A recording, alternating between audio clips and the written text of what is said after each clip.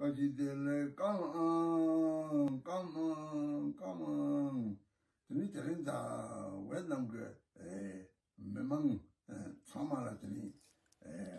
Rinpoche said Tashi Delek to all the Vietnamese people, and so the Vietnamese people, I remember when I was in the country of Vietnam, I really see that the Vietnamese really understand the meaning of the Dharma.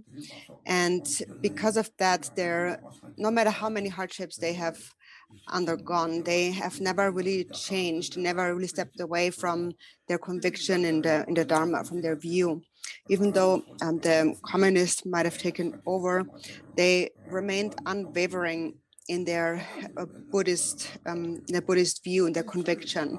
So I was very happy to see that, and how the Vietnamese Sangha is sustaining, preserving the Buddha Dharma. I'm really very rejoiced in that, and so so now I would like to say the Shi Dalek to all the Vietnamese Sangha, so which is Happy New Year, Losa Da Shi Dalek. And so so the reason why I'm giving you this message is because I know that you all trust in the precious teachings of the Buddha, and trusting in those teachings, you know that these teachings are of the greatest benefit to this world. And so what is the Buddha's teachings? The purpose is to clear away the self-cherishing mind, and the way to do that mainly is through the altruistic mind. And that is really the Buddha, and there is no other Buddha than that. In brief, the essence of the Buddha is really love. And love, any being possesses love. For example, even a tiny animal possesses some love, and however much love it has, to that extent it will experience happiness. So that is what I have also seen in the Vietnamese Sangha, and I really rejoice in that very much. Everyone has so much love, and so I would like to wish you all a Happy New Year. And so in the new year, what are we supposed to do? His Holiness Dalai Lama, the second Buddha, had said that in the new year, what we're supposed to do is that we have to bring to mind, we have to look back at our past year and bring to mind all of the mistakes that we have made and the negative things that we have done, especially with a mind of jealousy and anger. All the things done with body, speech, and mind that were mistaken and negative. We should bring them to mind and then confess them openly. So this is, for this purpose, we can also recite the Three-Heap Sutra. So in this way, according to this text, we confess with great regret all the negativities of the past year. And so think that now, as I'm transitioning from the old to the new year, I'm confessing all of these negative deeds, and then take a commitment, thinking that also in the past year, many positive things were done. So you bring to mind all the love and the compassion of yourself and others in this world, all the people in the world that has arisen. So just even if it is a single moment of love, even if it was just one thought of wanting to help, wanting to benefit, even that is a great merit. And so you bring to mind all of these actions done with such a mind of love and compassion. And so that is what we call merit. A merit is this mind of love, this altruistic mind. And it is merit which will lead to the temporary happiness in the higher realms and the ultimate happiness of enlightenment. And so again, where does merit come from? It comes from love. And then all the actions that we do with body and speech that come from a mind of love. And whoever has that, so think that whoever had this mind of love, whether it was myself or it was other beings, I rejoiced in that. I rejoiced in all that merit. So in this way, rejoice in all the merit and all the love, the goodness that was generated this year. And so think that this is my commitment for the coming year. So you bring to mind the Buddha's teachings, which is the essence of which is love. It is said that the Buddha's teachings is the source of all benefit and happiness.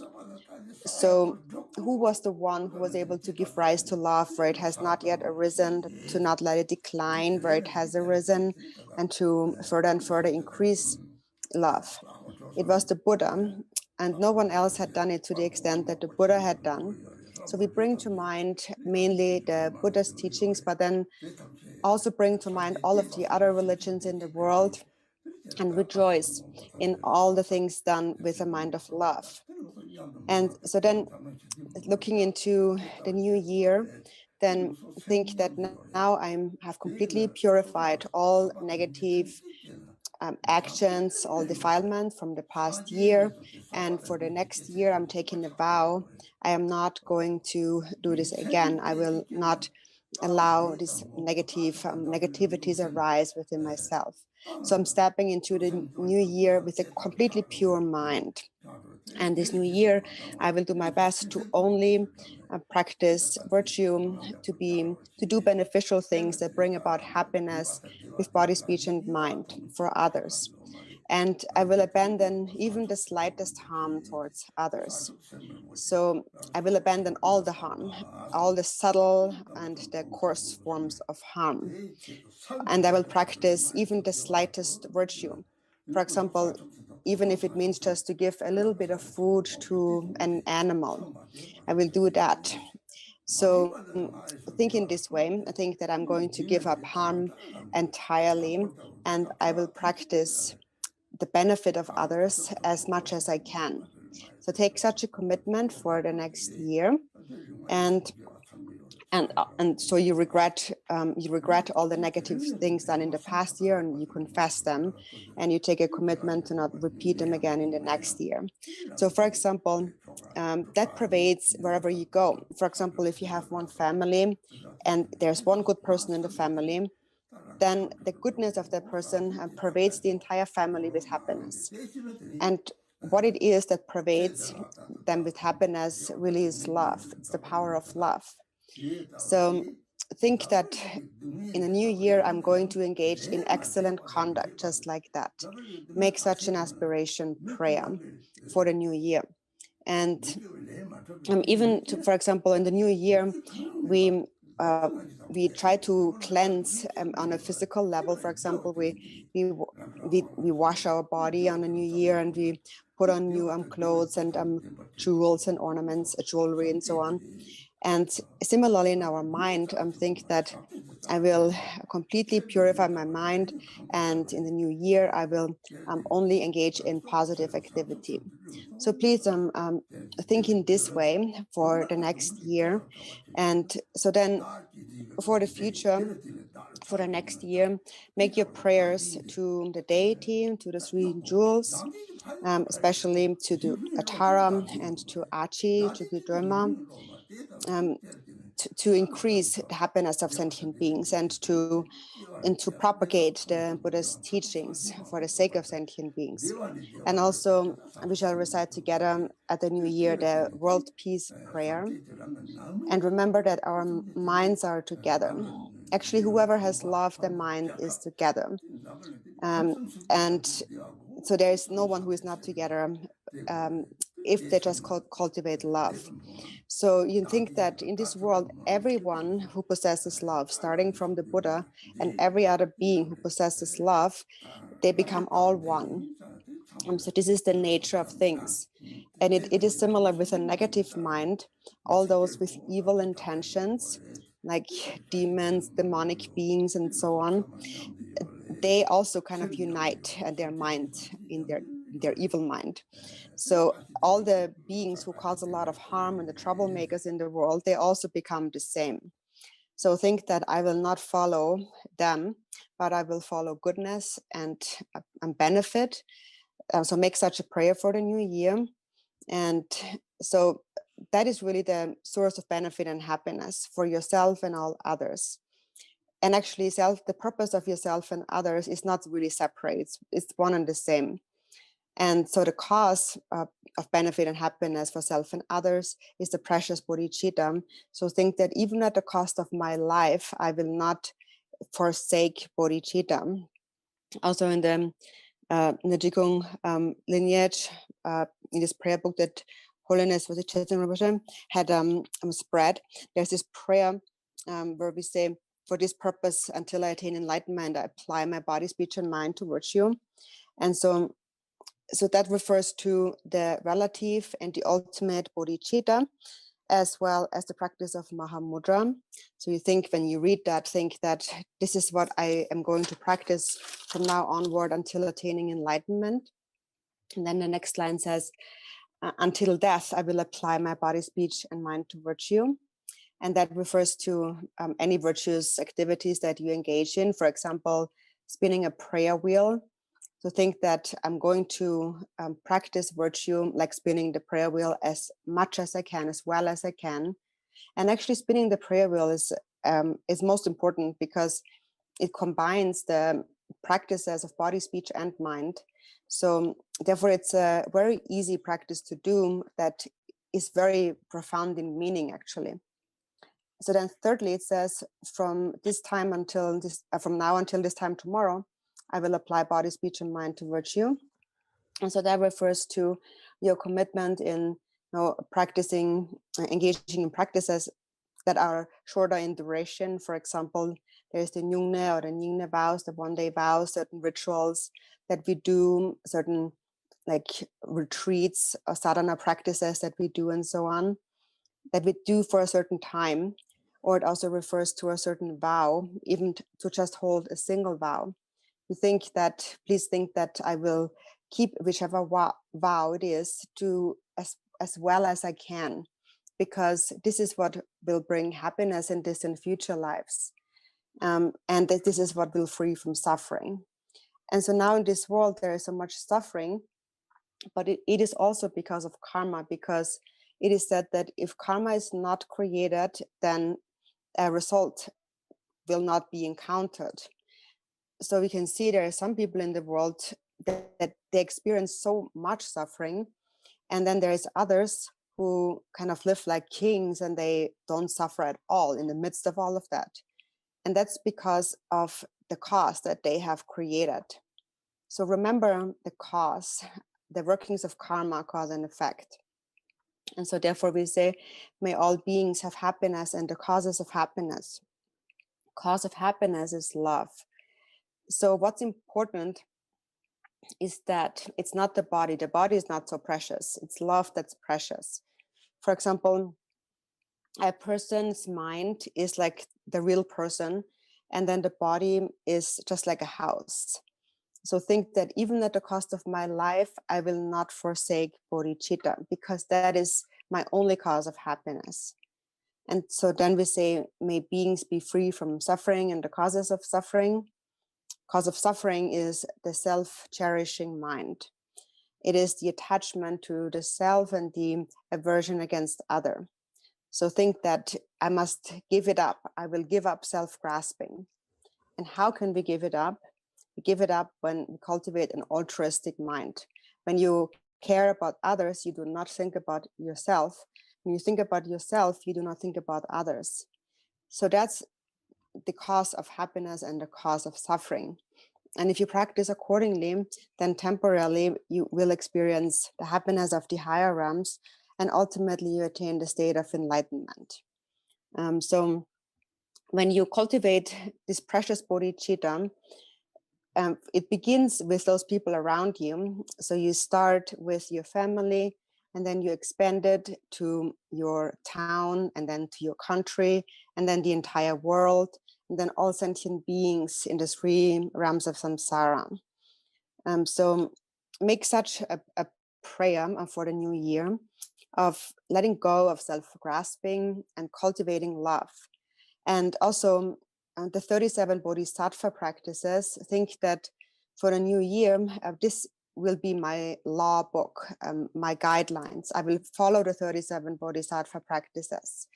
So therefore, please study them well and take a commitment that I will practice according to the 37 practices. So I'm sending you many dashi delek. We are all together, and it's our minds that are together. We are together in the mind of love. So many losa dashi delek. Happy New Year.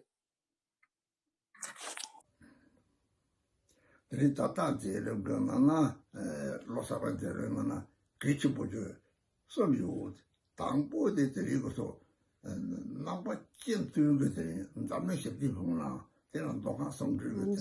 during the new year, Rinpoche said in the beginning there's 3 prayers, but then he mentioned just 2 prayers, right? That are very important to practice this year. And so the first one is so at the new year we should recite the World Peace Prayer for all the Buddhists together. I really should recite the World Peace Prayer at the new year. The World Peace Prayer really unifies the sutras and the tantras, and also it is on the really it has a foundation of both the 3 jewels and the 3 roots. So with that as the basis, with love as the basis, we shall recite the World Peace Prayer.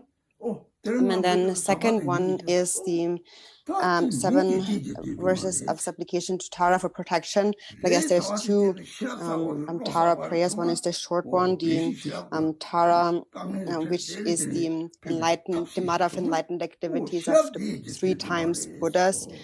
And then there's the 7 verses of supplication to Tara for protection.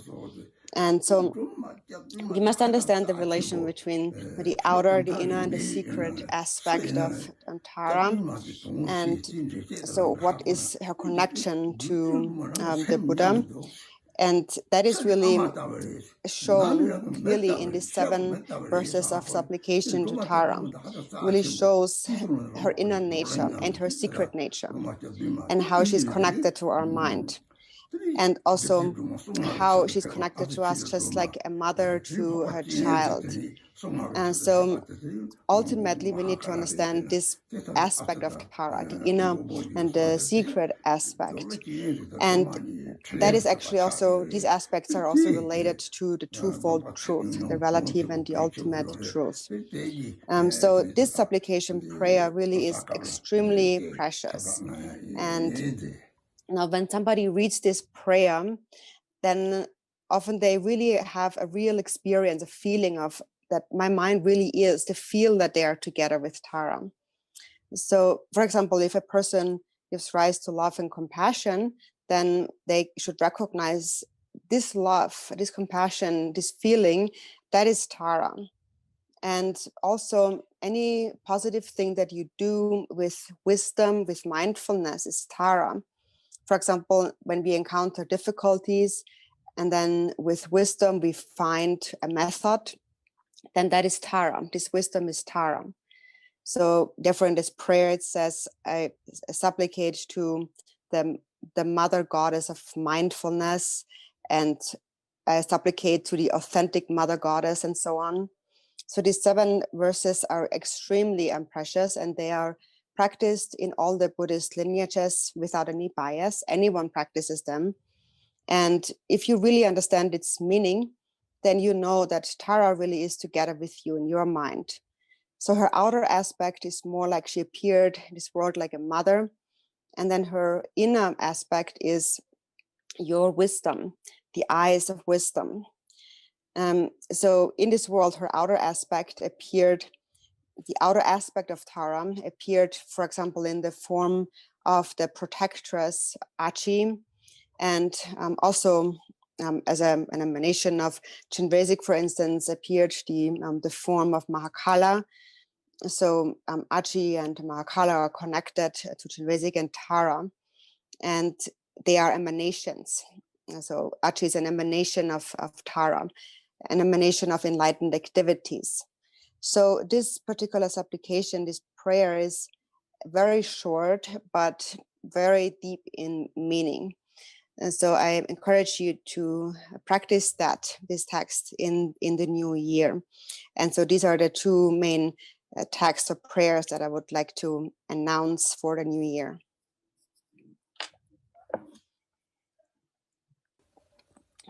So then, now this message is for the Drikung Dhamma Surya Center, which also is run mainly by the Vietnamese, but also it's really a center where many different nationalities or kind of ethnic groups come together, like the Vietnamese, and there is the Mongolians and Chinese, and there's Americans and so on. So many really come together, many different ethnical groups, and also many different religions, many different lineages come together. And also Khenpo Samdrup Rinpoche continuously engages in activities like teaching to benefit the center, to benefit others. And so that is really excellent. And such a Sangha member, like a teacher, his body is the Sangha, his speech is the Dharma, and the mind is the Buddha. And that is for all the Sangha in the world. Whoever engages in activities that bring about benefit and happiness. And so the seed of all happiness in this world is bodhicitta. And so this is the intention of the Drikung Dhamma Surya Center. And therefore I encourage you to continue to study there and have teachings there, discussion groups there. And this has been going on really uninterruptedly. Khenpo has been teaching really non-stop, uninterruptedly, and you've been having discussion groups. So that's actually very important that you continue to do that disciples discuss the Dharma with each other. That's really very important. So many Dashidele to all of you.